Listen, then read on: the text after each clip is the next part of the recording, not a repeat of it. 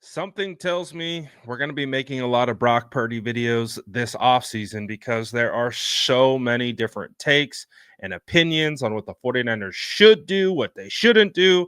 It's a time to get a new quarterback entirely, just banish Brock Purdy to the shadow realm, or do you pay him the highest amount that he could earn? There's so many variables in between that it's created a lot of conversation as a result, which is to be expected. It's a 49ers quarterback position. It's the most highly discussed position probably in all of the NFL. Whenever it comes to, living in these guys as shadows, I think it just comes with the territory. It's something that we figured out since Jimmy Garoppolo showed up, but it is what it is. But again, we're always kind of pulling different opinions. We recently pulled Daniel Jeremiah and Bucky Brooks, guys that have no ties to the 49ers, and just kind of what their thoughts were. And it was refreshing to hear. Now we have Jon Gruden being asked this question: should the 49ers pay Brock Purdy on PFT? And I think it's part of my take, excuse me. And his answer is very interesting. So take a listen to what he has to say right here. They're going to have to make a decision about Brock Purdy pretty soon and what the contract is going to be for him. Is he a guy that you would pay, or would you look to the draft, free agency? No, I'd pay Purdy. I mean, you've already developed the guy. He covered your ass, man. I mean, if it wasn't for Brock Purdy, right, none of these things that are good in San Francisco happened. We'd be talking about Trey Lance. They gave up 3 first-round picks for Trey Lance. Yeah. And they get the guy in the last pick of the draft that allows you to get him out of here and put this kid in. Mm-hmm. He hasn't made any money, and he's taking you to Super Bowls. He's a winner. Missing Trent Williams. McCaffrey has not been right the whole season. I don't know what happened to Debo, really. And Ayuk has been out as well. Yeah. And you talk about a team that's lost players. Uh-huh. Kyle Shanahan has lost a lot of players on both sides of the ball, but I would definitely keep Purdy. I'm an owl, man. Who am I going to get to replace Purdy? Well, again, this is Jon Gruden. This is a guy who's coached at the highest level. He's won Super Bowls. He has his own little, fired football coaching headquarters where they just get together and they go over tape. Like, he's a maniac. He is a football maniac. You've seen his videos that he's been posting to TikTok. I'm feeling nicey. He's just a football maniac. He's lives, breathes, eats football. And so these guys, they don't have any narratives to spin. They don't have any priors to back up. They don't care. They don't care if Brock Purdy gets paid or not. But if they're going to be asked their opinion on the matter, they're going to tell you how they see it. And how they see it is through the actual lenses of people who are in these positions to make the decisions. And I think that is the key element here when we continue to hear all these nonstop conversations about paying Brock, not paying Brock, why you should, why you shouldn't, and everything in between. Just listen to the rationale. Again, this guy has been playing for peanuts. He's saved your jobs potentially. There's a real potential outcome that, I don't know, maybe we aren't talking so highly about Kyle Shanahan and John Lynch if they don't find Brock Purdy. Maybe they don't get those shiny new contract extensions in 2023 offseason if Brock Purdy doesn't come in and play so well. I don't know. It's a variable outcome. It's a real thing that could change the whole dynamic of what's happening, because let's not forget, they spent 3 first-round draft picks to go get Trey Lance, who's a complete bust. And whether you like Trey Lance, whether you didn't like Trey Lance, it doesn't matter what you believe. He can't get onto the field. He can't beat out Cooper Rush in Dallas. He just can't. And when the 49ers tried to get him onto the field, he didn't do it.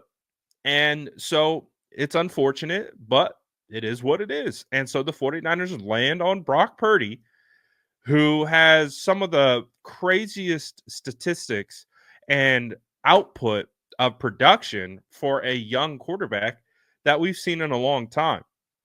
And he comes in and again, everyone always like there's just this weird cherry picking phenomena that's happening around Brock Purdy of like, let me just cherry pick these stats to make him look bad, because who needs context? Who actually watches the film? No one watches film. Just pull these random numbers that make him look like he's a terrible quarterback. And let's keep it a buck. Brock Purdy hasn't had his best season. He's had some of his worst moments this year. There have been multiple throws and big time interceptions in games where you're like, man, what were we thinking here? What were we doing here? And guess what? Every quarterback who has ever played the game has those throws. And for whatever reason, that context doesn't apply to Brock Purdy. Because why? Because he beat out Trey Lance? Because he's a 7th round draft pick? Because he's Mr. Irrelevant? Why doesn't this apply to him? Why is he somehow perceived and under this microscope of like, oh, well, this guy's a 1st round draft pick. It's fine. It's fine. It's like it doesn't make sense. It doesn't make sense. We can all agree that Brock has had a down year compared to his previous year and a half. That is true. And all these conversations are being stemmed from, well, does Brock deserve to get paid market value? Yes, he deserves to get paid market value. It's not Brock's fault that Trent Baalke over with the Jags paid Trevor Lawrence $55 million per year. It's not Brock's fault that Tua's getting whatever he's getting, 52, whatever it is. That's not his fault. But that is how the prices are dictated through the market rate. If we want to have intelligent big boy conversations about what Brock Purdy should be paid, then you have to talk about the market. If you omit talking about the market, then you don't deserve a table at the seat to be able to talk about what Brock is worth. We can say like, oh, Brock's only worth 20 million. According to who? Have you seen the quarterbacks that are getting paid 20 million? They're not starters. And if they are, they're guys who are retreads like Sam Darnold, who's on his 4th team, 5th team. I can't even keep track anymore. And good for Sam. He's playing really well. And he's really revamped his career in a great situation. But it took 4 teams for it to happen in his, 7th year in the league? So we're talking about a guy who's in year 3, 2nd full season as a starter. Let's keep the context around that. Let's keep it. He just turned 25 years old. He's a young player. He's going to improve. He's going to get better. We've already seen what he's capable of as a extremely green, rookie and like coming off a UCL surgery, like amidst amazing adversity. And we've seen how he's handled this year's adversity. It hasn't been great for everyone, but there is plenty of opportunities for him to improve and to get better. And you have to ask yourself, what is the price of doing business at the quarterback position in the NFL?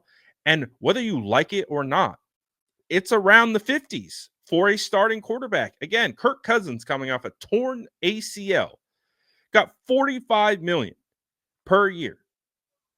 That's the floor of the quarterback market. And guess what? Because of the other people who have gotten paid, the Jalen Hurtses and the other names that I've already mentioned, the price has gone up. And that is how the price is determined. It's not determined on what we think he should be paid based on a market value from 4 years ago. It's based on the market now. I don't love the idea of paying Brock in that bracket, but I also recognize that that's the going rate. That is the cost of business of having a starting quarterback in the NFL. And I'd much rather have a starting quarterback in the NFL than be spinning my wheels just assuming the 49ers are somehow going to land a quarterback that is better than Brock when they have been trying to do so since Jeff Garcia. So apologize if I push back on this notion quite a bit. But to me, again, just like Gruden says, I'm going to be an owl because who are you going to get? And that is the right question to be asking. Let me know what you guys think about this in the comments below. And as always, make sure to like and subscribe for more updates.